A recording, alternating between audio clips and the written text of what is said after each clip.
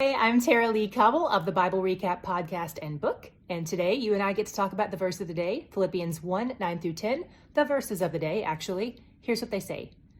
And this is my prayer, that your love may abound more and more in knowledge and depth of insight, so that you may be able to discern what is best and may be pure and blameless for the day of Christ.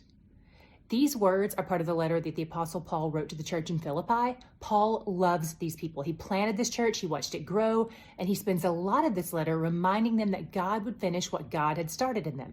Even though Paul had planted their church, he gave God the credit for it all. Hold on to that thought for a minute. In this short book to the Philippians, in this short letter, Paul addresses not only their hearts, but their minds and their souls as well.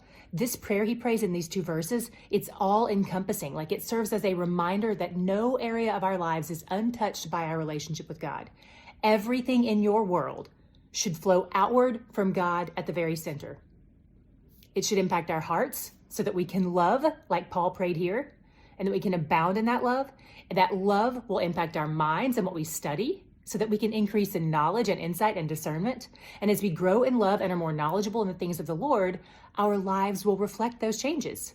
We will grow toward being people of purity and blamelessness of Christ, being conformed to his image more and more.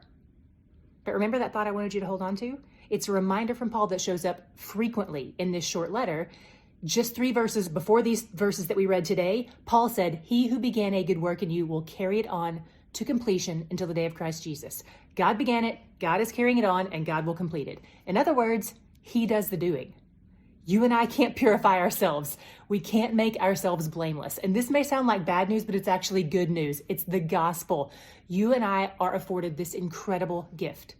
Jesus not only paid for our sin debt with his death, but he also paid for our righteousness with his life. He lived the perfect, pure, sinless, blameless life, and then he granted us his righteousness, assigned it to our account.